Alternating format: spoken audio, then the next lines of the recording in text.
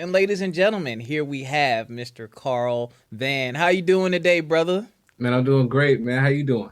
I am doing well. For those of you out there who don't know, this is actually a very, very close, near and dear friend, a fraternity brother.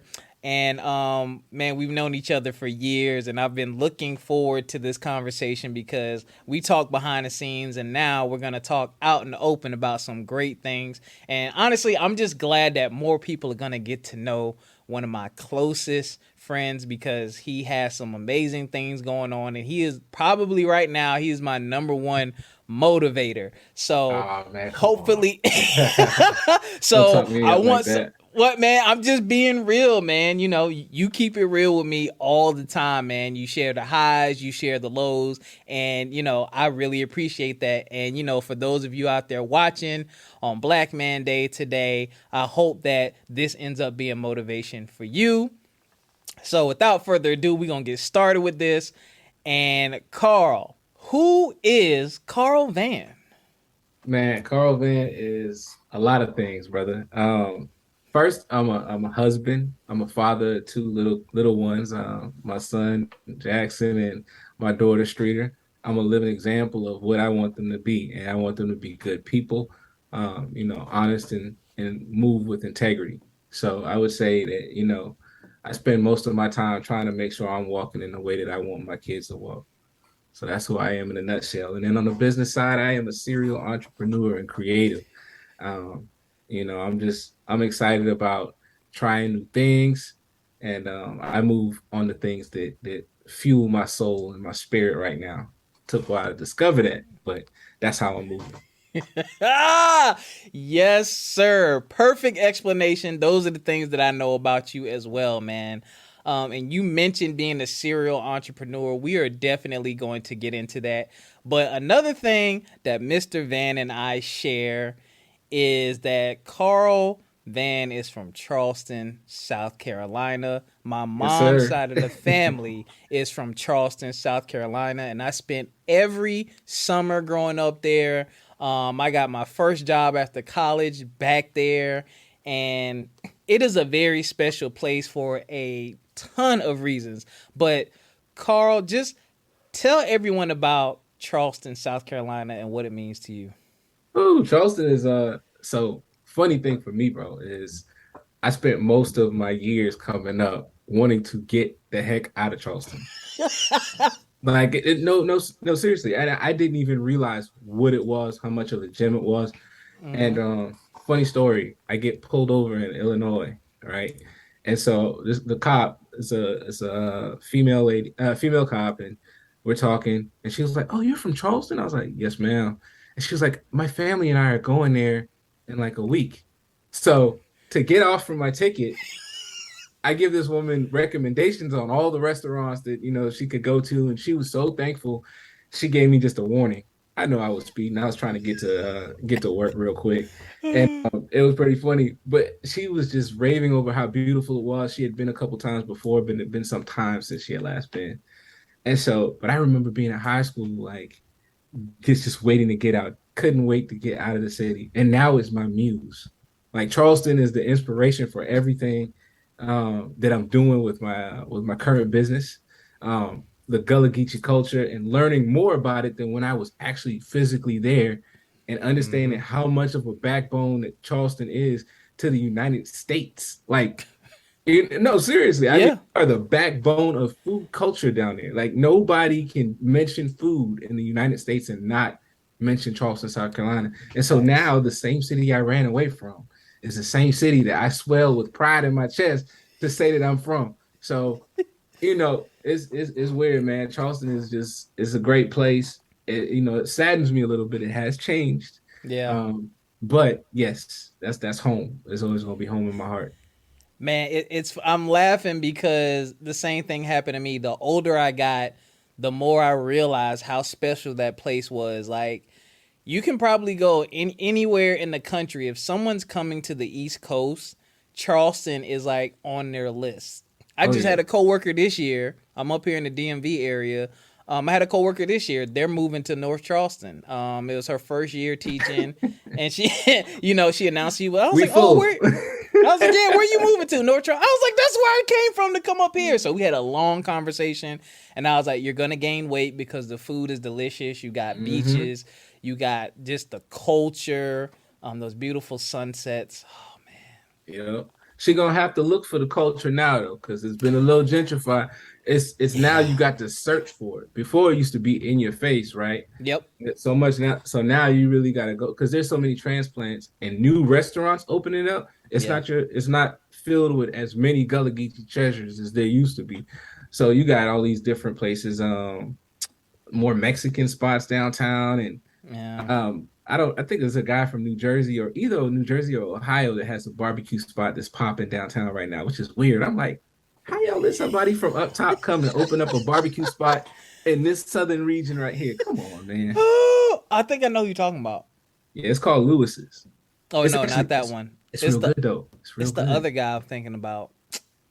Right by the Piggly Wiggly. Right by like 5 minutes from my grandma's house. Can't remember the name of it. You But must be if you're talking about Rodney Scott, he's from yes. Hemingway. He's actually from Okay. Hemingway. So he good. He good peoples. He from South This Carolina. guy's Yeah. yeah. That Oh yeah, it's food good. is absolutely. I want some of them ribs right now, man. Listen, Carl said something that some of y'all probably missed. Gullah Geechee. Yes, That sir. is just we don't even have time to go into that.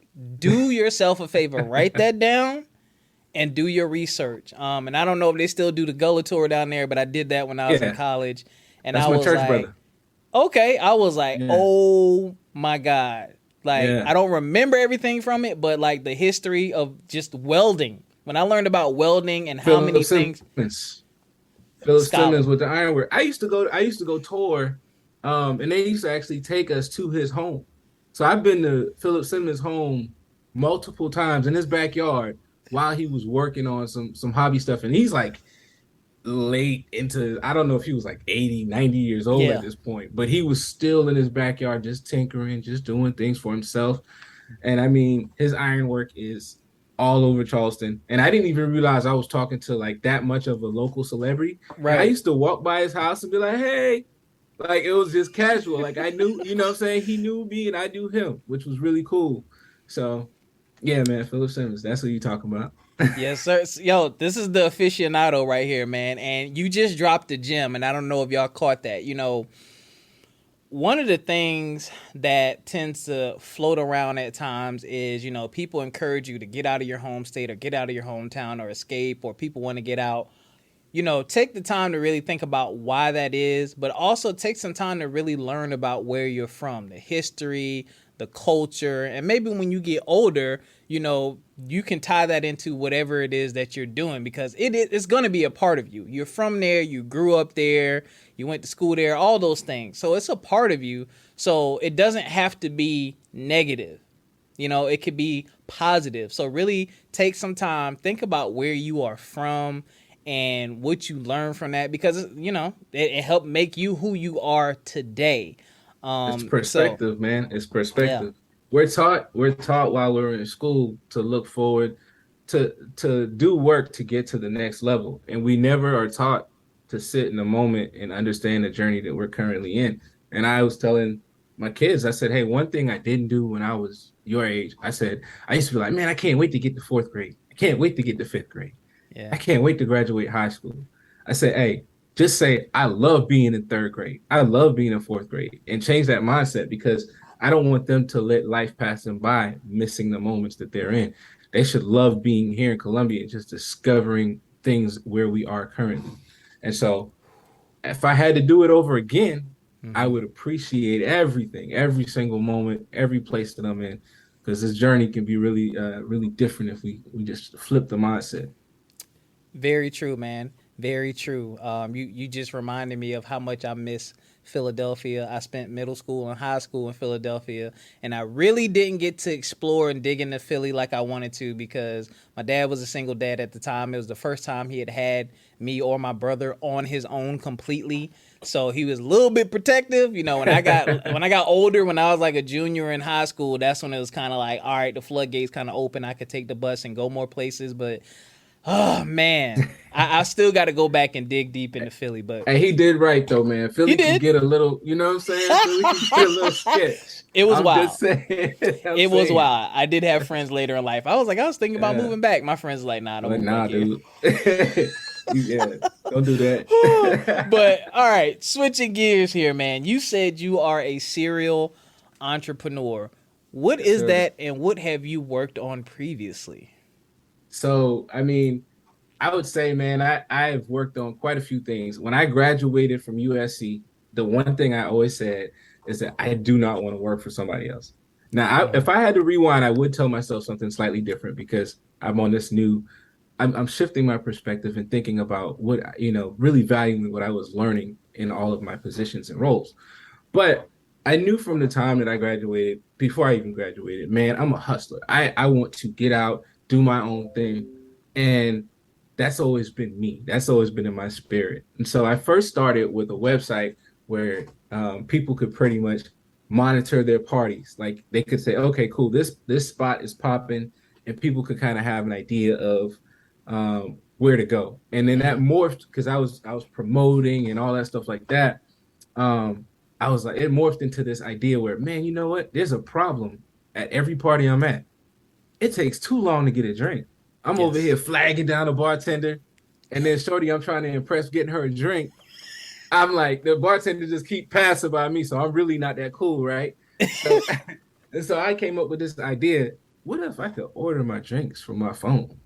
And so I was a little bit ahead of the game. I think at the time I had a BlackBerry Pearl. This is 2007, 2008, right? Yeah. Ain't no apps. You know what I'm No. saying? You just got mobile websites and they weren't even really well done, right? And then the Nope. iPhone comes out, so I'm like, oh, I want to create something like that. And so I started coming up with like a mobile web app. And Mm, that was the very first iteration of it. And I really rested on doing that for about 3 or 4 years. And it was a tough experience, man. I learned a lot. I learned a lot about partnerships and you have to think about as quickly as you know how to get into it with your partner, you need to figure out how y'all are going to exit if mm, y'all decide to part ways, buying each other out and stuff. But I learned a lot about approaching business, and that one didn't work out. And then fast forward to, I've dabbled into photography. I've taught myself how to code because I want to be self sufficient. I need to know how to make my own content. I need to yep. know how to build my own app. I need to know Mm, how to do everything. And so I started a photography business just so I could pay for my camera equipment to be able to do my own content, right? smart. Um, and then I ended up doing an emoji app in 2017, 16-ish. I remember That the emoji app. I was a little impatient. I learned something about myself, and that's why. Yeah. And now I'm actually launching this business, Past the Peas, and this is going to be my baby. I am all in. 10 years from now, if somebody asks me what I'm working on Past the Peas because this just means so much to me. So I have done a lot of things, and serial entrepreneur to me or serial creative is just I have no shortage of ideas. You Like don't. yeah. Like if I see something, I can identify a problem and I can identify a solution. And then I figure out whether it would impact enough people to even make sense to be a business. And I'm very good at that. I'm thankful for that gift. And so I Yes. don't feel bad if something doesn't work out. I know that I have another business idea in the stash. Or if it ain't hit me yet, it'll get to me in the shower or in my sleep. And I wake up and write it down. So that's Yo, this guy is speaking facts, ladies and gentlemen. I didn't know about the ordering drinks mobile web app, but everything else I knew mhm. about. His photography is phenomenal. I'm not just Appreciate saying that. that. I was a realtor in South Carolina, and we called him to do the photos for our properties, and we never got any complaints. Appreciate So, it. and I've seen his work, man. It is spectacularly awesome. Loved the Greek emoji app, man. Yeah, I I think I'm gonna love bring it that. back, to be honest. I think you I still have all of the artwork, right? So the only thing I would have to do is just add the other organizations I never went around to doing. But I think I might actually add it and make it free. That's what I'm actually thinking about doing. Um, and I'll tell you more about the business model I'll probably adopt if I make it completely free. But that's what I'm thinking about doing soon. Y'all see how Uh, quick that man brain just. No, I, I, I already I, yeah, I already wrote it down like how I would revisit it. So It's been in the pipeline. I just wanted to make sure I devote 100% to Pastor Peas right now, and I mean, it deserves it. So, It does, and we're gonna get into that in 1 second. I'm gonna go oh back yeah, to something that you said. That, ladies and gentlemen, my job here is to just pick apart the conversation because there's so much there. I don't know if I would consider myself a serial entrepreneur, but I've done quite a few things. So as he's speaking, I'm laughing in my head because I'm like, "Yep, I went through that. Oh yeah, learned that too." Partnerships, man. When you decide to work with someone, if you're so this is really going to hit home for people who have been through it, but this is really really important for the people who have not taken a step yet to work with someone, or you're thinking about working with someone. Don't just Google university, don't just YouTube university everything. Try to find someone that you know that has experience with this and talk with them about their experience. Partnerships can go really well or they can go really bad. But like CV just said, that I call him CV, y'all. Like CV just said, you do want to know what this partnership entails, how is everything going to work, and things like that. I went through that with my podcast. I went from not holding people accountable, and guess what? When you don't hold people accountable, they feel like they can do whatever they want to do whenever they want to do it, and guess what? That's what happened. Then I moved to another relationship, and then when I tried to put things in place like, hey, we need to have this, and this, it didn't work for them. Therefore, it didn't work. There is no bad blood, but I felt way better about it because I'm like, all right, now I know. Hey, you set the ground rules. We need to talk about who's doing what, how we're going to handle everything, and how everything is supposed to be done. That way, there is no confusion, and it's just gonna help eliminate some of the problems that you would normally run into. When people say the famous line, what's of that? people, the famous line, that ain't my job. Hey, look. I Hey, you're hate right. that. You're right. You're right. I You hate got to that. spell out the job requirements or the expectations from each other, and then everybody won't. You know what I'm saying? There's no miscommunication. You can't Yep. say I ain't know I was supposed to. So, and And the crazy thing is most people are afraid of setting those boundaries. Like, why are we so afraid of being like, this is what I need you to do? Like, it's just honesty. yeah, That's it's it. Like, dude, this is what I because need. we don't like no. We don't like to hear the word no. But every no you receive gets you closer to the yes that you want. And the other thing you got to think about is when you put those parameters in place, it will let you know really quick if that person is for this situation or not. That's facts. That's what you want. You want someone who's gonna look at what you have and what you work out and say, "Oh yeah, I can do that. I'm down." Yeah. But that person says no, probably wasn't gonna work out. So, but I could go on about that, but I You really know, wanted to touch on that. Go and I ahead. was gonna say too, like, I mean, the thing about it is we think if we ask for certain things, you gotta have more than one ask. And you also have to have, okay, well, if this person doesn't, if they're not able to do this, are they still able to accomplish these things? And that may change the level of partnership you may offer if they can't give you everything that you're looking for. They might not be a 50-50 partner, but you might be able to get 25% out of them. And if you can get the True. 25% that you need, say, hey, well, are you able to dedicate this much time to do these things? And so that's what we have to look at, truly when we're talking about those things and not just giving up even on that first conversation because you're probably talking to that person because you see some value in their time Yep. and what they bring to the table. But we just got to be honest with what we need and then figure out the rest with somebody else. Yep. Yep. Just And thoughts though. one of the things this guy helped me with, ladies and gentlemen, figuratively, he slapped me upside the head and said, "What do you actually need? What do you need other people to do for you?" And when I was able to do that, I was able to say, "Okay, this is what I need the person to do. This is how I wanted it. This is how I want it to be done." So it made it easy to talk to people and write everything up because I knew it. It wasn't just like I'm coming up with it off the top of my head. I really sat down, I studied, I looked, and I said, okay, here's where my weaknesses are, or here's the stuff I don't want to do.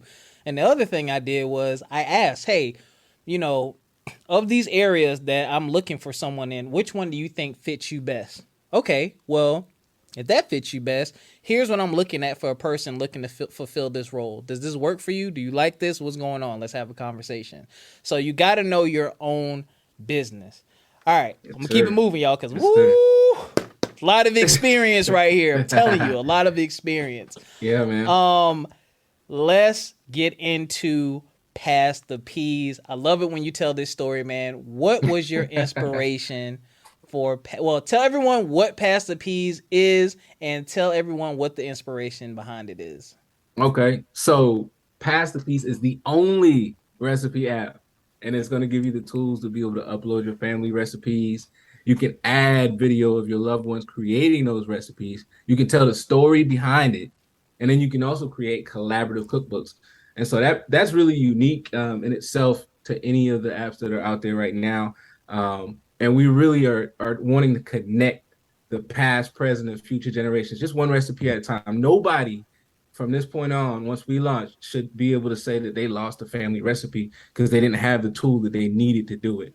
So I'm wanting to get people empowered and engaged with their families. Get in the kitchen, cook with your mama, cook with your grandmama.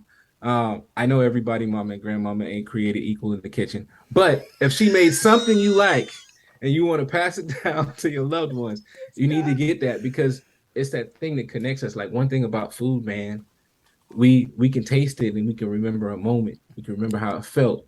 Facts. And it's like music and food. Those senses are very they trigger memory. There's Yeah. actually science behind that. So that's what Pastor Peas is. Now you asked what inspired it. Yeah, My man. grandmama, man, my grandmama. Um, so like if I'm being completely transparent, man, there's a recurring dream I kept having. And it would wake me up in tears every single time. And in that dream, it's like my ancestors talking to me, bro. Um, I would smell my grandmother's biscuits being made in the kitchen. I walk downstairs in the kitchen, it's cold, and I don't see her.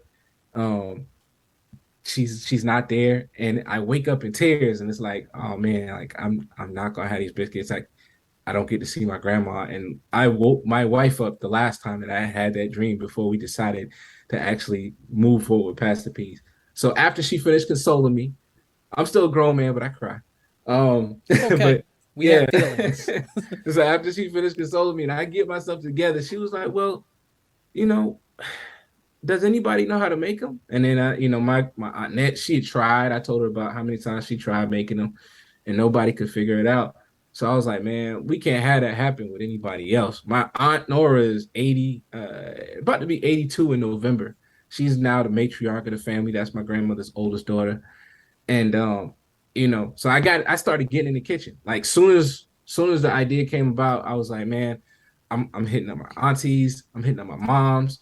And then I started branching out to friends and I started recording recipes, talking to them about food, and just kind of validating that I had a real problem that needed to be solved. And every time the conversations just got deep, I've got some really emotional footage of people talking about, whether it was recipes to cast iron pans to, just Mm. different things that make them remember their loved ones.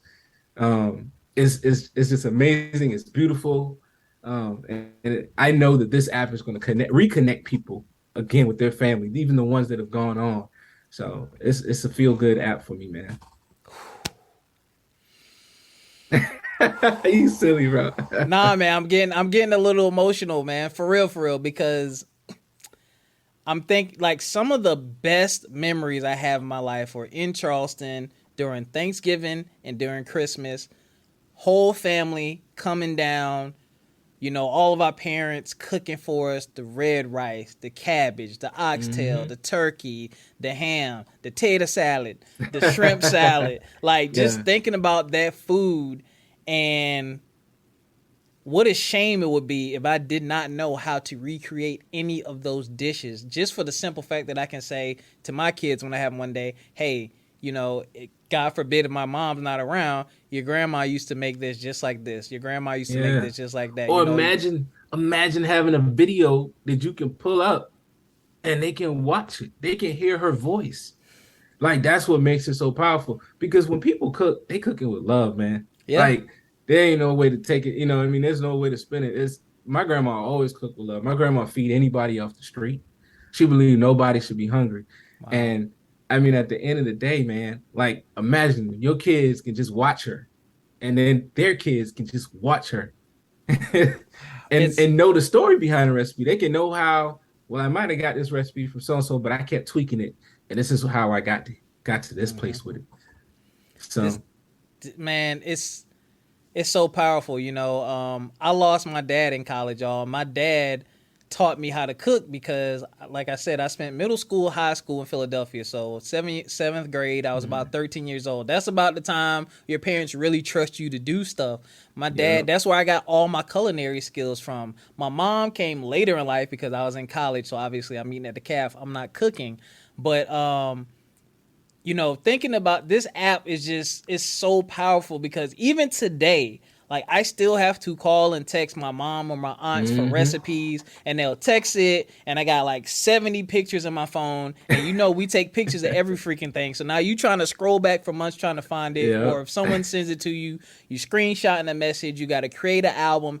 It's just a whole bunch of stuff that I do not want to do. Thankfully, I have a good memory, so most of the time I can just pop up right here and do it. But like, I would love that because I don't even live near my mom. My mom's in South Carolina. I'm in Virginia. I would love to be able to pull up her red rice recipe in the app and see her cook it just so I can feel like my mom is in the kitchen with me, though she's still alive. That's a dope experience, man. Just to be able to tap into a loved one, and be able to create a delicious dish like that. Yeah. I'm hyped and I'm excited because I can't wait because I cannot wait to just be a part of it, to have my family a part of it, and just knowing that we are we are taking, and this is just personal. I love when people take all this wonderful technology we have these days and they do something truly meaningful. It's not a gimmick. It's not a money grab. Like this No is something gimmicks. truly meaningful that can last for This is for generations. the people, man. This is honestly for the people, and that's why I know that I am going to stick with this for the long haul because for the longest, Rob, I have always figured out ideas. I would think about it like I can just make money off of this. I can make money. Like I've been completely concerned and motivated by money in the past, and it's been a 2 year grind. I haven't seen a penny, but I've been spending them. Poof. And truthfully, I'm not even worried about where my next dollar is coming from. I'm so fortunate though. Most recently, we got selected by a program to make money, and then we're doing the crowdfunding campaign soon. And the way that I'm looking at this, I'm actually a semifinalist in another competition right now. So we've got things in the pipeline. Um, but ultimately it's fueled by passion. I know that this is going to help a lot of people, and I don't want anybody else to feel like how I felt. I saw I saw my dentist, right? And Mm-hmm. she last year she had when I was in a chair, she had shared with me, her mom was sick because she went to school with me, and she shared with me her mom was sick, and I was like, man, we need to record her recipes. Unfortunately, since that time, she's lost her mom. We never got to get in the kitchen and record, Mm-hmm. and she messaged me just maybe 2 days ago on Instagram telling me that she finally got back in the kitchen and tried to make one of her mom's dishes, and she shared some pictures of it, and she said it was just it made her feel good to Yeah. think about her mom in that way. But that's what it does for us, man. It takes us to a place, Yep. and I mean, we're going to shed a tear, but it makes us feel good to feel connected to them in some way. And yeah, it's important, man. And like everybody's not moved by food in the same way, True. but everybody is moved by their family. And anything to connect us to a family, people keep all kinds of silly things, man. People collect obituaries. Yeah. People collect, and I mean, you just looking at, I mean, you might be looking at a picture of your grandmama when she was in high school, you know what I'm saying? But you just want to feel connected in some way, right? Yeah. Yeah. Like, so I mean, at the end of the day, what this is such a moving way to Yeah. remember somebody. And we all gotta eat. Dude, dang, you stole my thought. Yeah, like that's the thing. It's literally a necessity. You gotta eat. Yeah. It's better and cheaper when you cook it too, but you have to eat. If you want to live, you gotta eat. So why not do it with the family? You know what I'm saying? Yeah. So, switching gears a little bit here. Let's talk about Yeah. the back end of things. So you being a serial entrepreneur with Hmm. all this experience, two questions. First question: what does your workflow look like, and how has it changed over the years? My workflow back in the day, it wasn't a workflow. it was it was I mean, I was working backwards. I wasn't efficient. And I just kind of did things like as they came. And then I would find myself not really plotting points or figuring out a system and then getting overwhelmed. Um, because I could only see the larger thing that had to be done. And so if you just chipping away here, there, everywhere, and not really having a good focus point, it makes it much harder to get to the end goal, right? Mm-hmm. So over the years and bumping my head and taking experiences from work, managing projects, one of the best experiences that I had was while I was with the previous employer. I worked as a systems analyst. And so working as a systems analyst, I had to manage a project from start to finish because it was a very small team. Um, I would literally go and sit down with the product owner, and then I would ask them about the problems, look at the existing technology they were using, document everything, and then I would go and talk to their subordinates, watch them work, then see exactly what we needed to do, and figure out how to the best way to attack those things without breaking the existing technology and then integrating them properly. And I saw that process from start to finish, right? And so that helped shape my mind in a whole different way. It took the creative part of me and it helped organize it because like I said, I have no shortage of ideas, but I had a huge deficit on organization and execution. so so when it came down to it, man, now my workflow really is all about starting with just writing a board, and I organize it even in the simplest form, just thinking about like where are my like so just the big idea, like the parking lot, and then we talk about the things that need to be done, and then what's impending, and then what needs to be reviewed, and then what's Mm-hmm. completed. And so for each step, I just have the requirements to be able to move them over to the next thing. And then even with the app, before I began the app, because this isn't my first rodeo, man, I sat down and thought about exactly what the problem was, thought about the customer, and thought about exactly what that experience should be like. I asked people questions. Um, Yes. and once I got my personas, and understood what my customer looked like, and what they needed, then I took a piece of paper and I drew rectangles, which were my phone screens, and I made every single screen. And then I went through that process and I said, does this make sense? Okay, let me redo this again. And so here we are, 50 versions later on my app, right? And we've got it right. Yeah. Yeah. we've got a product that makes sense that we are able to introduce to the public. But it does take measuring, not just twice in my case, but measuring multiple times and then cutting later. Now, let's say I went and I started this app because I had an idea. I'd be like, hey man, developer dude, I want to start an app. Can you make an app that does this? Yeah. Yeah, I can. Now, here's the problem. You're not going to get all the stuff in between. All of the functions, I mean, you're not really thinking through. He could give you an app that does it stores recipes, but you don't have no settings. You don't have no back button. It don't save right. Like you need to say exactly what it does. Like Mm-hmm. you're gonna assume that this person knows exactly what you want. But my process now has allowed me to eliminate any loopholes. And what we call them in the agile environment, you call them epics, which is that big story, right? And then the smaller stories within are the story cards that you're creating to kind of be able to manage the product.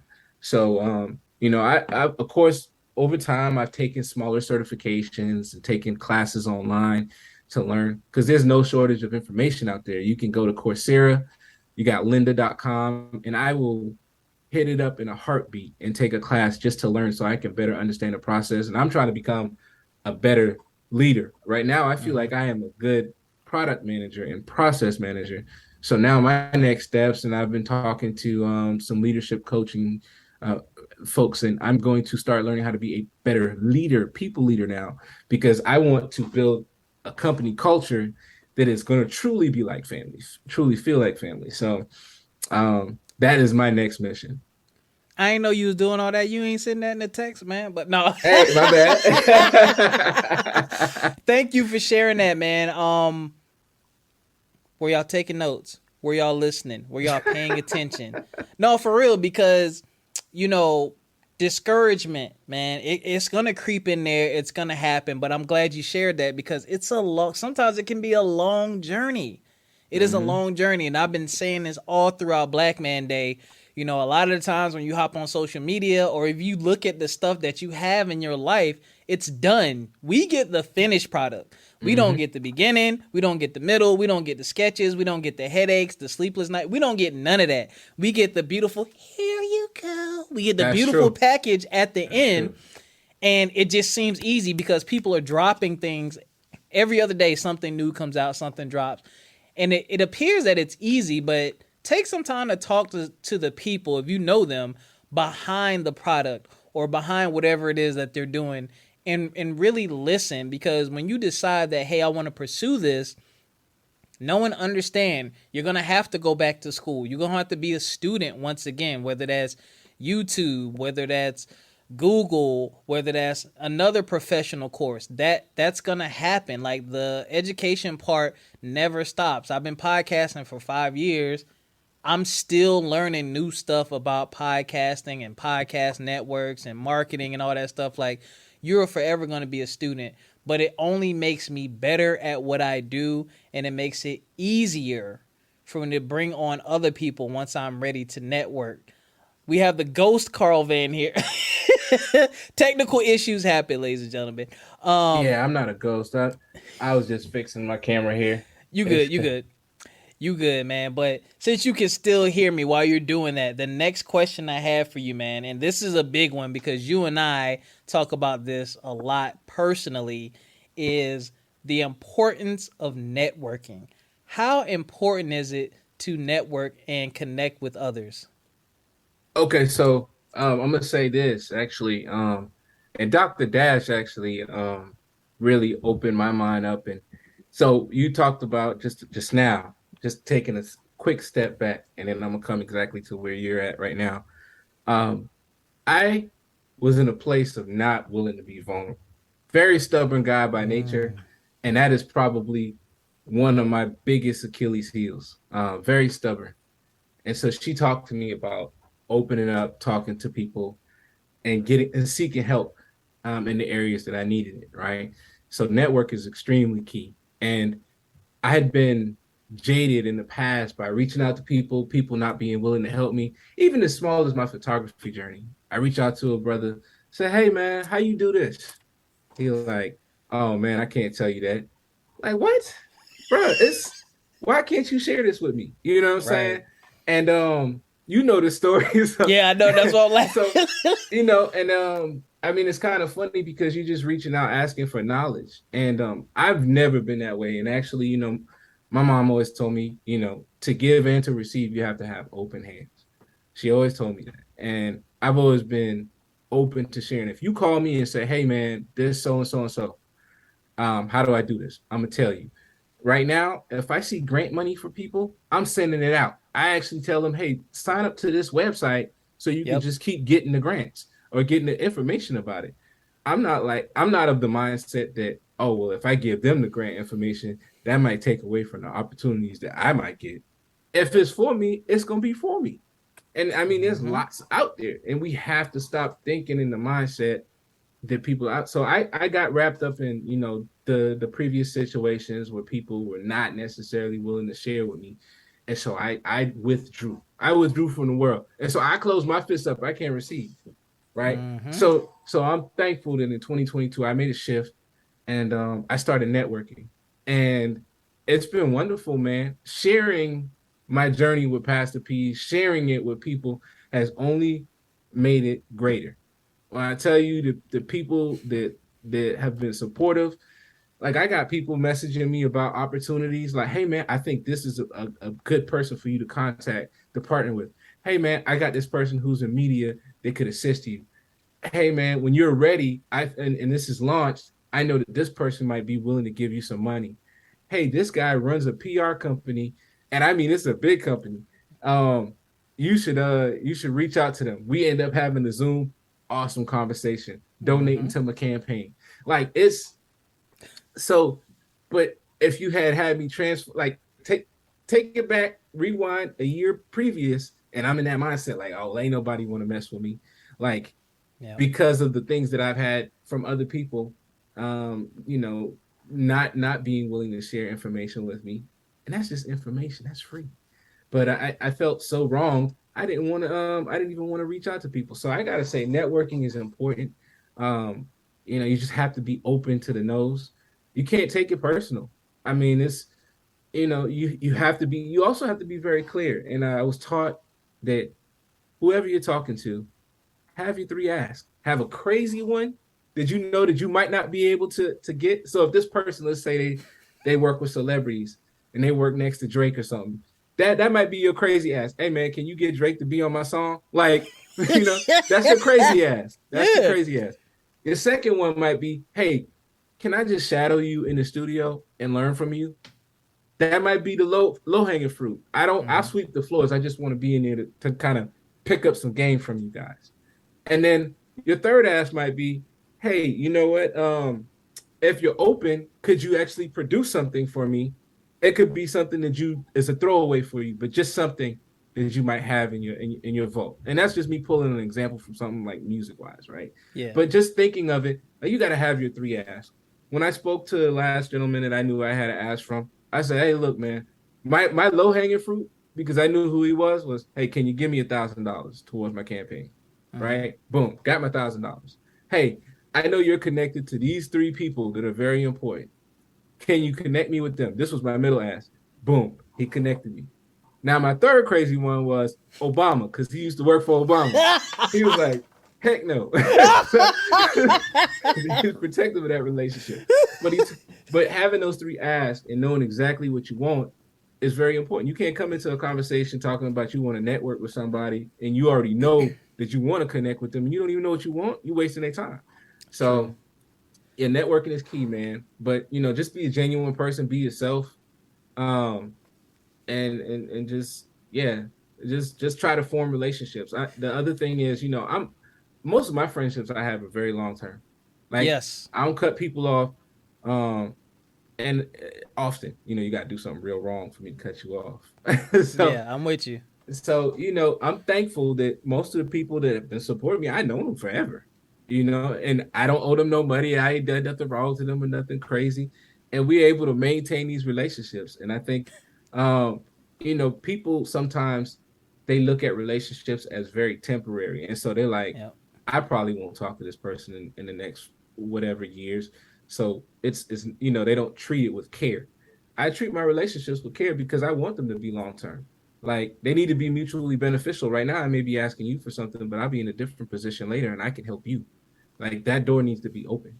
So that's what networking truly is, man. It's about having that revolving door, being able to pull each other up, you know. And I've been networking across. I'm not Yes. reaching up to the stars, asking the stars. I'm working with my brothers next to me. I'm calling Rob and I'm saying, hey Rob, I want you involved in my project, and we about to get this together. We about to push it up together. So Yeah. that's Man, where we at. yep. I'm gonna give y'all a second to absorb that.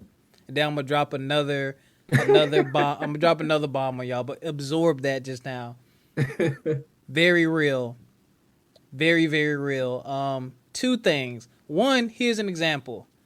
I've known Carl Vann, gosh, I don't know, almost 10 years now, maybe longer.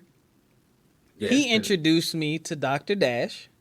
Dr. Dash is the one who helped me update my resume when I was ready to relocate and yeah, move to she the did. DMV. I relocated to the DMV, got a higher paying job. Now I'm more desirable than I ever was in the job marketplace. I check my LinkedIn every day for positivity, and I can see companies looking at me, and I'm looking at the positions that I can apply for. It's higher than it ever was. She asked me to be the facilitator of the conversations for Black Hey. Man Day at its inception. At its Yeah. inception. Now we at year 3, and look who I got. Look who I'm talking to today. The Yeah, man. person who brought us together. Like Dopeness. networking, right? Dopeness. Yeah. And the other thing that networking will do for you, and this is probably for me personally, this is the most valuable thing that has ever happened. Carl has done this. Dr. Dash has done this. They have pointed out some of the greatest strengths that I have, and I didn't even realize it. I didn't realize how good I was at what I was doing which is speaking, interviewing, facilitating conversations. Even though I'm a teacher, I do it all the time. I wasn't thinking about it. That's work. I do that all the time. It comes natural to me. And now it blew my mind. Like, it made my podcast better. It made my relationships with friends better. And I get opportunities to talk to a variety of different people to learn from their experiences. And most importantly, share it with the world. Yeah, We want y'all to hear this stuff, man. We want y'all to hear this. We want y'all to be motivated by it. And we want you to take these words of wisdom, implement them in your life, and take yourself up to the next level. Because like you said, CV, we are stronger together. I would not be where I am today if it wasn't for networking. I would yeah, not be here. So many people have done so many things for me, and I've done the same thing. And you just never know, man. Like, I've had people crying, thanking me for something that took me 2 minutes. yeah. Hey Rob, man, I know you DJ. My daughter is doing something. Can you do this with this song and do that? And I'll pay you. I said, no. Tell me what you need. All right, give me 10 minutes. Boom, send it back to them, and they're like in tears, overjoyed. And I'm like, that's what it's all about. Let's network. Let's work together. Let's help lift each other up. Okay, it's way more difficult trying to do it all on your own.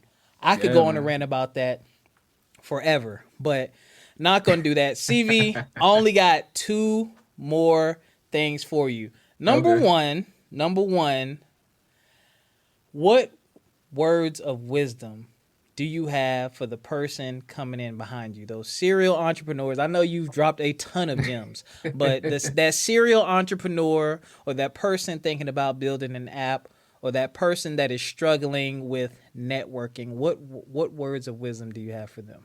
Okay. Well, I don't know which one to attack in terms of words of wisdom on, because the networking and building the app are very separate, but I'll touch on both of them.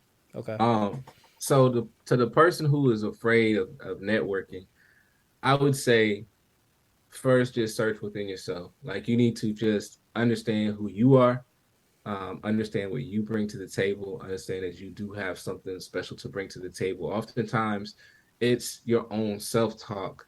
Um, and it's funny because my wife, she's a therapist, she therapizes me, whatever you want to call it. But she said to me that, the things that you think of other people are often the things, or the things that you think people are going to say about you are often the things that you're already saying about yourself. And Mm-hmm. so it's that self-talk. You're just projecting that out. And so, if you believe you're great, you're going to understand that other people are also going to see your greatness. Sometimes they see it in spite of our own selves getting in the way. But nonetheless, you have to know that before you even reach out to other people. And so that will help and ease your journey into entering the networking world. Don't go into it with the mindset that, oh man, I'm an imposter. I want to do this thing.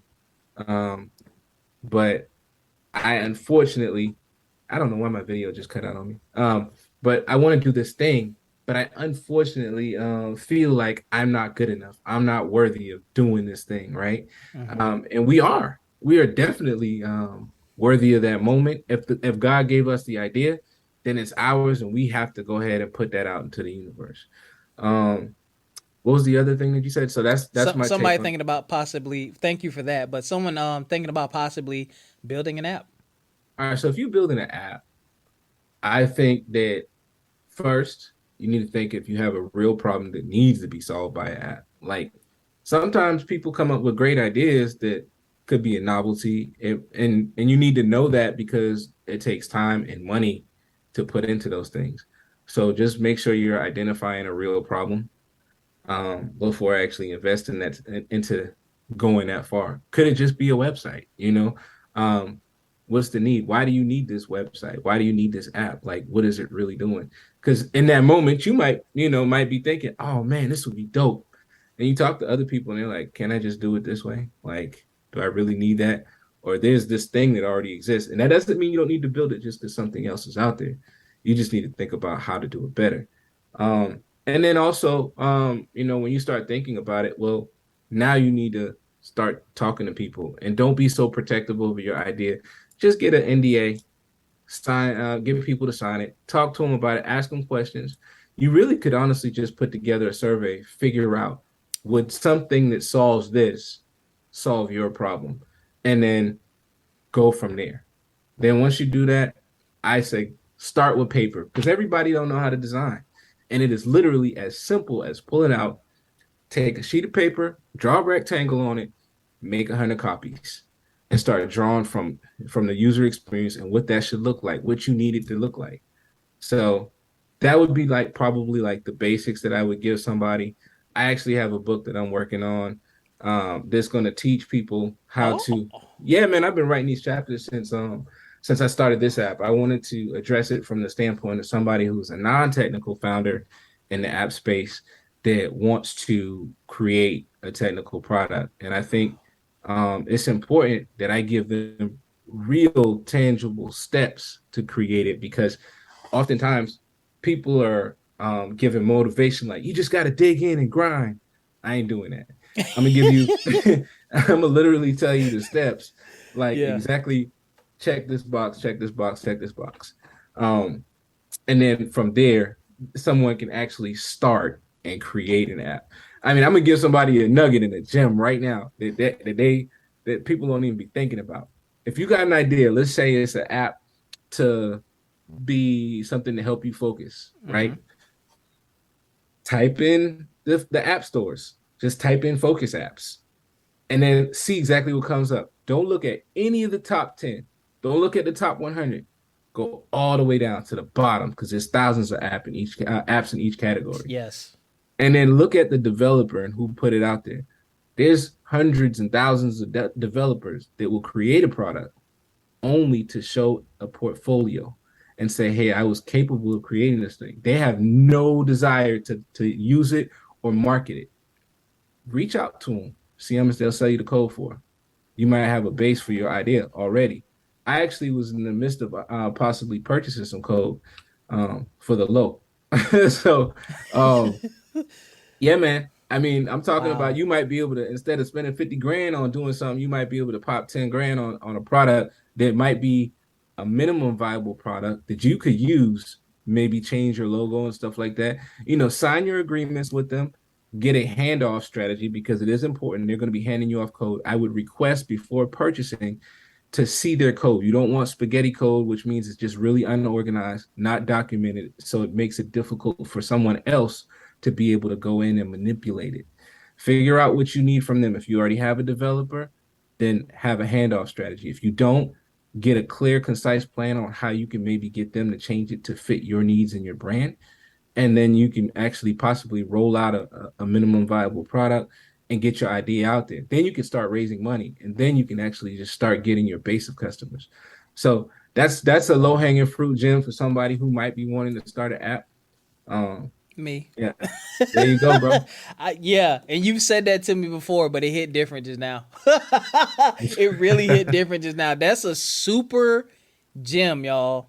10 Yeah, million man. carats, That's good. flawless. I'm gonna have a whole chapter on how to work on the handoff processes and stuff like that in the book. So, you know, that's what I'm here for, man. I figured the journey that I've been on is worth sharing. I didn't do a great job of showing all of my lows to the public. I wish I probably had documented that better, but I am going to give a lot of nuggets to people. And it's not even going to be a huge price on it. It's going to be, I'm probably going to put this out in the ebook format. And I think it'll be well worth everybody's money to be able to have actionable steps and create something. But everybody deserves to be able to create with the ideas that they have. They just don't know how. Whew, that's the tagline for the book. Um, yo, CV, I got no more questions for you. The last thing I'm just gonna leave you with: tell people how they can support what you're doing with Pass the Peas, and tell people Yeah. where they can find you on social media. All right. So our website is www.passthepeas.app. So not .com, but .app. You can also find us on Instagram. It's Pass the Peas app, and Peas is spelled with a Z, so it's Peaz. So it's a non-traditional spelling. Um, and then also we're going to when you check us out on Instagram in the very near future, um, we were actually selected by the JLH Foundation. I don't know if I mentioned that within this interview much, But the JLH Social Impact Fund, man, they're a godsend, dude. I'm thankful for their generosity. And so with this campaign launched through them, we're going to be able to expand our features, get the app in front of thousands more people, and we're going to host live experience events. And we're going to need the help of people to raise money to be able to do that. And so with this program, they're Nice. going to match up to $10,000. So every dollar up to $10,000, you'll have double the impact for donating. So I'll have that information in our bio very soon. The campaign goes live on August the 15th. So it'll run for 45 days. So people go ahead, get out and contribute early. You know what I'm saying? Don't wait till the last minute. Even if it's $25, every dollar matters. So that's what we're doing. But the Apple it should be out by that time. And so you should be able to download and enjoy what we are offering in our current features now. It's a robust app in itself, but I have so much more in store for this thing. And I can't wait to share it, man. It's gonna be big. I would call myself I'm the more I read and the more I understand, I'm becoming a food anthropologist, trying to learn. Seriously, man, when you get into the Gullah Geechee culture, or even like Yeah. we're getting our kids registered with the Cherokee Nation because my family is Cherokee. And so, man, even when you go look at the registrar director, Vann is on it. Wow. My people strong down there. So anyway, so like even learning about like the indigenous tribes and the different things that they use from the ground, even using ash and Wow. burning wood and using ash in their cornmeal and how they prepare food and learning about the things that are no longer available or that were once indigenous to those regions because of all the construction and development around it. And so learning how they've had to adapt. And, it's just interesting, man. So I am loving the journey and reading more books. This process has made me become a little bit more of a food nerd, subscribing to every podcast I can, and reading every book that I can. So yeah, yeah. Ladies But and lean to the side. Let me see your background a little bit. oh yeah, Yeah, oh yeah. yeah. That's Get it out right of there, y'all. here. Yeah, get used to that logo, man. Y'all gonna see that logo a Yeah. lot. Get used to it, man. And CV, thank you for joining us. Thank y'all for joining us. I know y'all got some nuggets and some great information. We love y'all. We're here to motivate y'all. We're here to just drop these gems and drop these nuggets. And yeah, we just wish y'all the best and wish y'all the most success. So until next time, we will catch y'all. Peace. Peace.